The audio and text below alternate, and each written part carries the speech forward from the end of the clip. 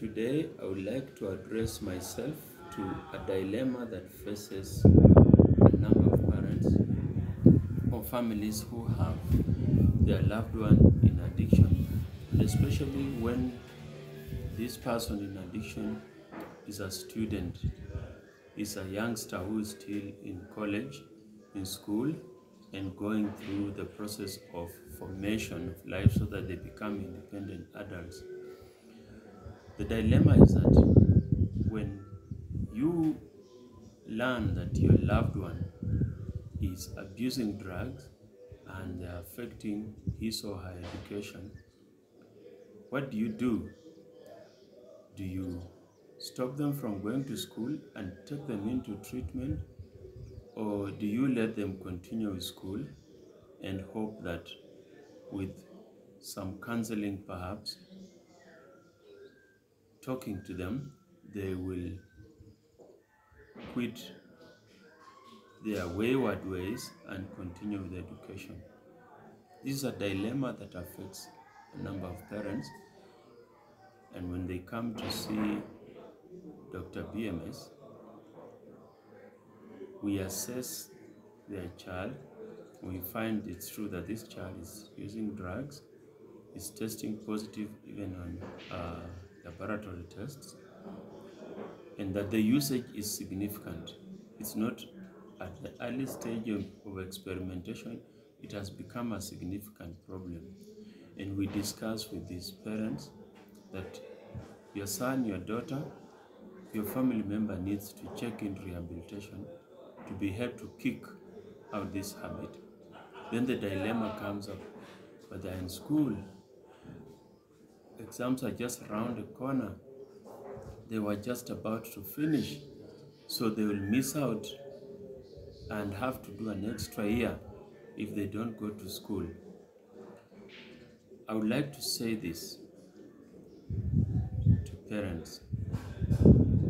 Drugs of addiction are a serious threat to not only the mental well-being, but the intellectual well-being, the intellectual development of your child, of any person.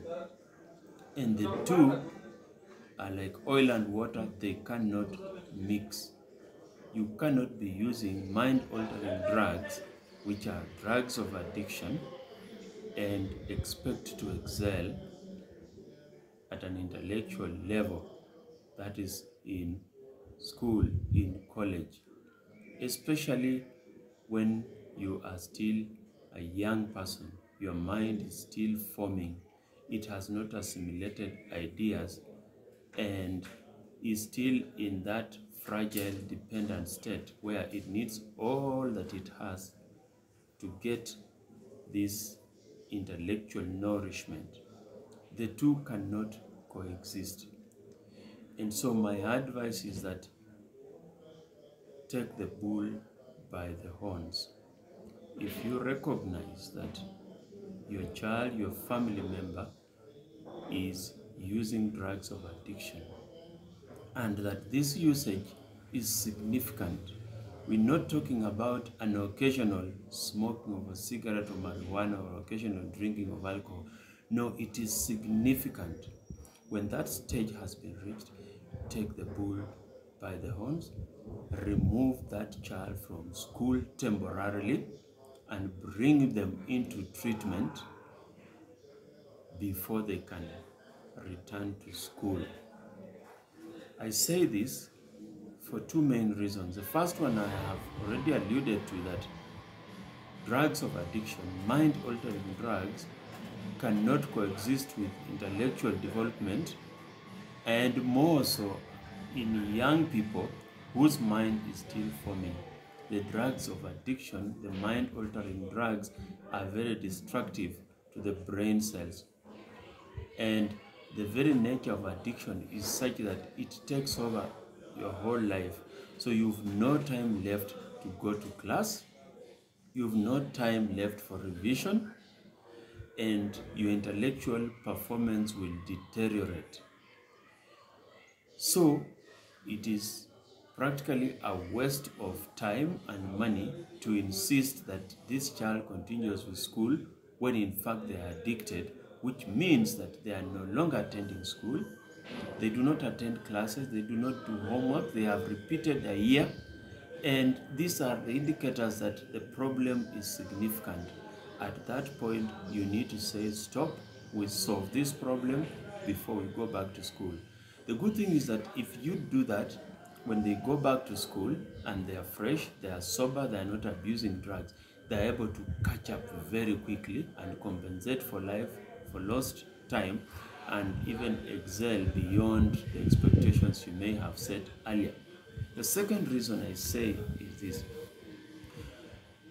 you need, as a parent, as a family, to send a firm message to your child, to your young ones, that drugs of addiction are a no-no. They are no-go zone. And once you enter that area, everything else will stop until you quit. It is not going to be normal again until you quit. And even if it means you have to stop schooling for a period of time until you recover, so be it. This strong message also helps a long way. It goes a long way to help this young person change their ways, be motivated to change their ways, make an effort to change their ways, as opposed to a situation where they feel they can have it both ways. They are abusing drugs. In the process, their performance is deteriorating. They are missing classes. They are repeating years. Parents are spending more in school, but they are still continuing. The parents are still supporting them, so they feel they can have their cake and eat it. That ambivalence is not good for the discipline of young people, and especially when drugs of addiction are involved. So I'm telling you, parents out there, take action, and take decisive action. From where I sit at the Fountain of Hope Treatment Center, we have seen both sides. We've seen parents who have taken a decisive step once it was detected that the young ones are starting to use drugs and the problem is becoming significant, and they tell a success story almost all the time later. The child went back to school later and has graduated, is now working, they have turned their life around. We've also seen parents who are ambivalent. They want to appease their children, at the same time they feel they cannot miss on school. What will people think? As the problem of addiction grows stronger and bigger in their children, in the end, most of the time such parents regret, because these children will eventually drop out of school on their own because they're no longer interested in attending classes, or they will just be kicked out because of poor performance, or they will get into a problem with the law, or something happens and they cannot continue.